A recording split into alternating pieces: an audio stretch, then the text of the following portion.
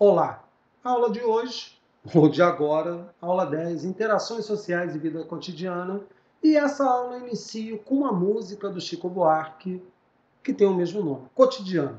Se vocês repararem, é uma repetição de ações, né? Todo dia ela faz tudo sempre igual. Então, olha só que interessante isso. Já que a gente está falando de cotidiano, estamos falando de coisas que passam, né, que fazem parte da nossa existência, fazem parte da nossa vida, e sinceramente nós nem nos apercebemos da importância delas, apenas fazemos. Vamos fazendo, fazendo, fazendo, mas isso tem uma importância para a nossa constituição enquanto indivíduo. Por quê? Porque vai refletir exatamente os elementos da nossa cultura. Né? Então, ali, a música, você veja que eu coloquei o início, né, a questão da hora do almoço, né, e à noite, quando ele chega em casa, é a mesma coisa sempre. Então, muita gente coloca, mas isso é monótono, isso é um saco, mas faz parte do cotidiano de cada indivíduo. Então, ganha importância nesse caso. Então, o que acontece? Aí a primeira coisa, né, que nós podemos perceber é que existe uma norma social seguida, como a gente acaba sempre vendo isso, né, pelos diferentes indivíduos, e que afetam diretamente nos atos cotidianos, ou seja, esse dia a dia dos indivíduos. Né? Então, são elementos que nós aprendemos, nós reproduzimos e, como eu já falei, nós nem nos apercebemos de que estamos fazendo aquilo. Nunca procuramos, digamos, explicar logicamente isso. Apenas fazemos. E, como eu já falei, repetindo, faz parte da nossa cultura. Então, isso é um elemento bastante importante, bastante interessante aqui. Né? E aí, olha o que está colocado ali no nosso texto. A vida cotidiana, com todas as suas normas e regras, escritas e não escritas, funciona à semelhança de um grande teatro. Olha que legal. Por quê? Porque, já que a gente está falando de coisas que estão ligadas ao nosso dia a dia, né, estão ligadas a esse cotidiano, vocês vejam que, ultimamente, né, isso, dada a sua importância cultural, ultimamente, olha a proliferação de programas chamados reality shows, né, onde os indivíduos, de alguma forma, tentam reproduzir num espaço confinado, num espaço controlado, né, vigiado por câmeras de televisão, por toda uma equipe de televisão, né, o cotidiano. Olha que interessante. Então não é um reality show, é um negócio encenado, né? Você tenta ali convencer o público, porque tem em disputa um prêmio, então é reality show de cozinha, é reality show de casal, é reality show de convivência, é reality show de viver pelado no meio do mato tentando sobreviver, mas tudo isso em ambientes controlados, onde as pessoas, obviamente, estão muito mais teatralizando do que propriamente vivendo o cotidiano na sua forma mais pura. Ou seja, não é aquilo que acontece lá, não é o que acontece cá. Tá? Então isso tem que ficar bem demarcado, por isso que a gente discute, né, se esses reality shows efetivamente reproduzem, né, a vida como ela é. Né? Então isso faz parte do aspecto cultural. Aí o Anthony Giddens, sociólogo, inglês, ele vai dizer que as normas elas são feitas, são elaboradas de acordo com a cultura de cada sociedade. Então, quer dizer, para que servem as normas? Regular as nossas ações cotidianas. Né? Então, essas ações, elas de alguma forma, são reguladas por diferentes instrumentos e, claro, estão dentro dos, ou refletem os aspectos culturais de uma determinada sociedade. E isso é bacana, por quê? Porque você pode analisar uma determinada sociedade através exatamente dos seus hábitos. Como, por exemplo, tomar banho, se todo dia ou não, isso é um reflexo da cultura. A forma de se alimentar, né, que faz parte do cotidiano, é uma coisa que você faz de forma automatizada.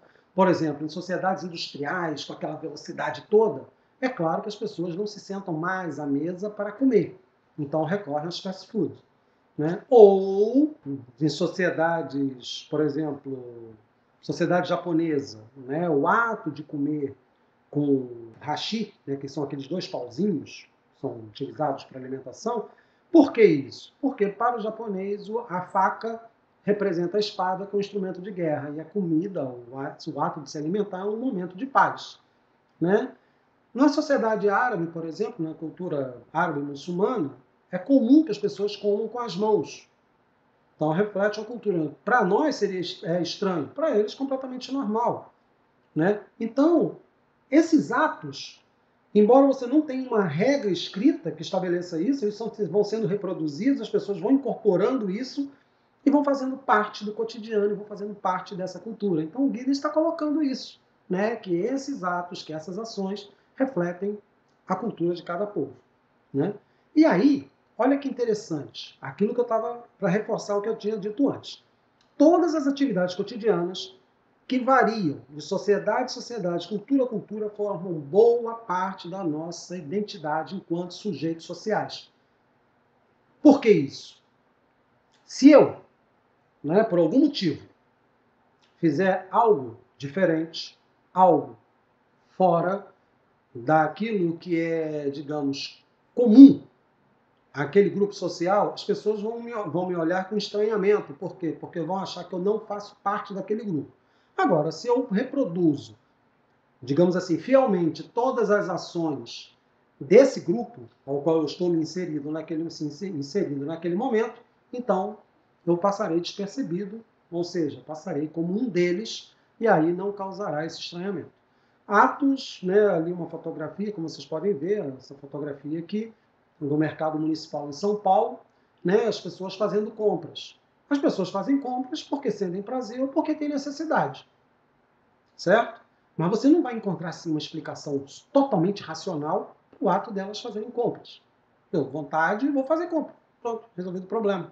Ou sinto fome, preciso comprar alimento lá para casa, também compro, né? Então, assim, mas aquela coisa do pegar, por exemplo, se vocês querem ver uma comparação enquanto diferenças culturais, se você for a uma feira livre, ou um supermercado aqui no Brasil, você pega a fruta, olha, cheira, aperta, faz o diabo quatro com ela, para ver se ela está em condições de ser levada para casa. Se você for a algum país europeu, você não toca na fruta, você não toca no alimento. Você aponta, o feirante vai lá e te entrega aquilo ali pronto. Se você botar a mão, você vai comprar, né? Você não pode fazer um test drive da banana, do mamão, para saber, do melão, para saber se eles estão bons para o consumo. Isso é uma prática do brasileiro, né? Então isso é uma diferença, reflete exatamente essa questão cultural em relação ao cotidiano.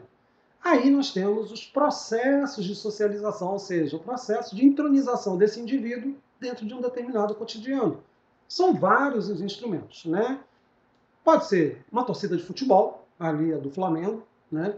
Pode ser através da escola, pode ser através da igreja, pode ser através de qualquer espaço, né? Mas o interessante é perceber exatamente isso, que existem várias instituições, vários lugares onde nós vamos sendo socializados, nós vamos incorporando. Para vocês terem uma ideia, muitos, né, os adolescentes mesmo, eles fazem isso. Eles criam ritos de passagem para que o candidato àquele grupo possa ser aceito pelo grupo, né? Então, assim, e muitos, inclusive, adotam determinados padrões de comportamento que talvez não sejam tão característicos para serem aceitos, né? Então, esse é um processo, quer queira, quer não, um processo de socialização. A gente não está criando uma valoração de tal ou tal comportamento. O que nós estamos analisando é a existência de comportamentos, de sistemas que garantem a entrada do indivíduo dentro de determinado grupo social. Então, isso faz parte desse contexto, é um elemento bastante bacana, bastante interessante para analisar como os indivíduos são introduzidos na sociedade ou nos grupos sociais. E aí, eu vou fazer uma divisão das formas de socialização. Uma socialização primária, que é iniciada, é feita na família. Né? Os primeiros contatos da criança, obviamente, são com seus familiares. Então, a criança começa a aprender as práticas desse grupo social chamado família, certo? É claro que essa família também reflete os valores da sociedade, muitos desses valores da sociedade, então a criança começa a introjetar aquilo e ela passa a reproduzir sistematicamente sem se perguntar o porquê. Ela sabe que tem que fazer, certo? Então isso é um dado importante quando nós analisamos formas de socialização e, nesse caso, a socialização primária. A socialização secundária se dá num espaço fora da família. Então, pode ser, por exemplo, na escola. A escola, essa criança terá contato com outras crianças e crianças essas que trazem consigo os valores ou os resultados desse primeiro processo, né, de socialização que é o ambiente familiar. Então, essa interação entre diferentes crianças de diferentes origens fazem com que essas crianças tenham uma percepção diferenciada em relação à própria sociedade ou até, muitas vezes, em relação à própria família. Né? Então, assim, mas como assim? Ora, tem coisas que as famílias fazem que não são vistas no corpo da sociedade. Então, muitas vezes, você pode levar um confronto. Mas também pode levar, assim, a uma percepção de que aquilo pode ser melhorado, pode ser eliminado, ou não aceito. Né? Então, assim, o ambiente escolar é um desses ambientes de socialização. Tá? Existem outros de socialização secundária. O trabalho, por exemplo, é um deles. Quando você é empregado, né, de uma determinada companhia, uma determinada empresa, você incorpora os valores dela. Né? E aí você passa a reproduzir cotidianamente os valores daquela empresa. Certo? Então, os processos de socialização, eles ocorrem em dois níveis. Certo?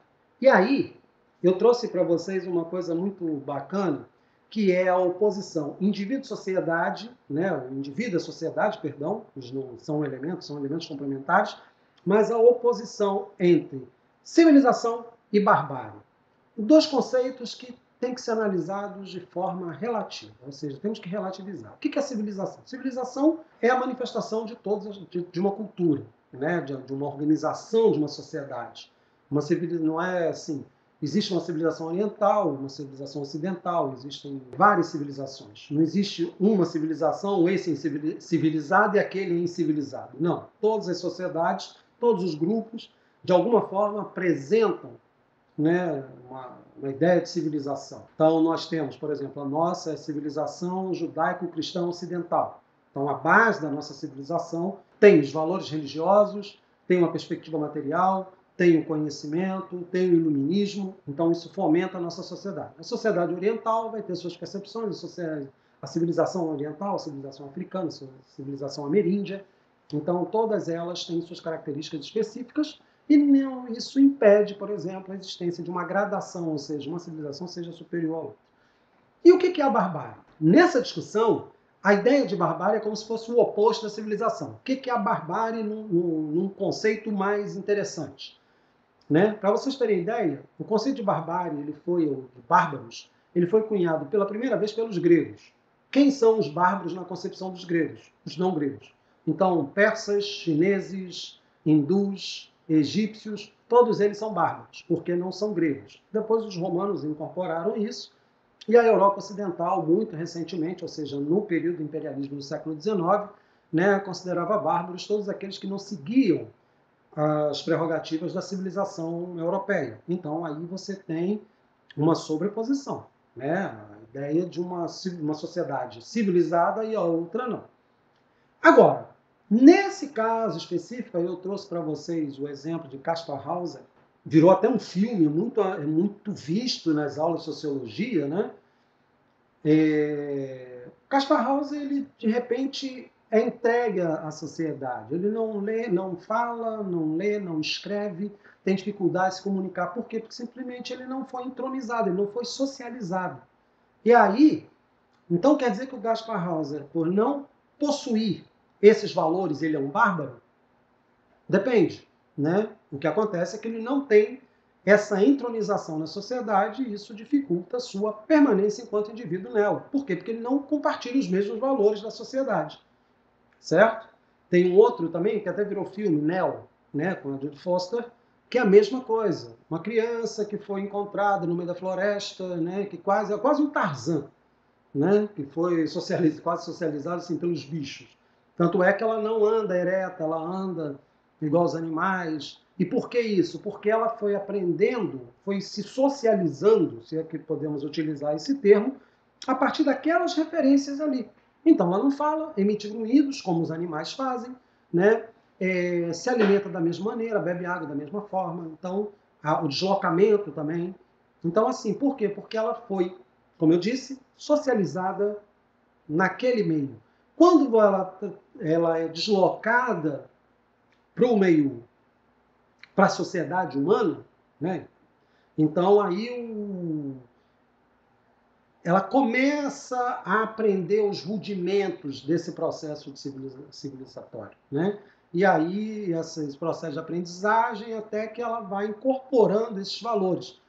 Isso que aconteceu com a Anel acontece com as crianças na mais tenra idade, quando ela começa a ter esses contatos, essas referências no meio familiar, certo? Então, por isso que os processos de socialização são tão importantes assim. Aí eu trago para vocês um camarada que é, digamos, um excelente, um dos maiores sociólogos, o Norbert Elias, e ele tem um livro, né, o livro citado ali, A Sociedade dos Indivíduos, mas ele tem um outro bastante interessante também, que é o processo civilizador. Então, o que o Elias está colocando? Né?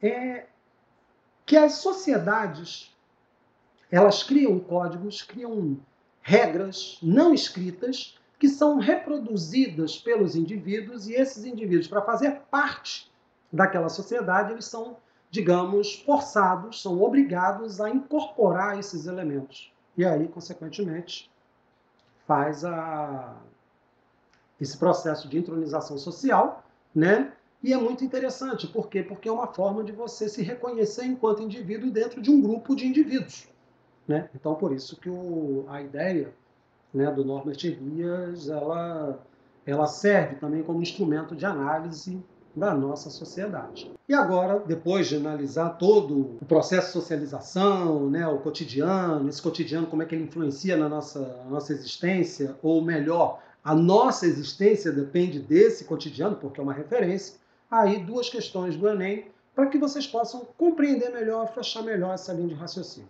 Então, a primeira é em cima de uma música do Legião Urbana, traz um trecho da letra, Pais e Filhos, né, e ele coloca lá, eu moro na rua, não tenho ninguém, eu moro em qualquer lugar, já morei em tanta casa que eu nem me lembro mais, eu moro com meus pais. Então, olha só, né, tá falando assim, é uma questão de família, dos lugares possíveis, né, do processo de socialização, e aí vem o comando da questão.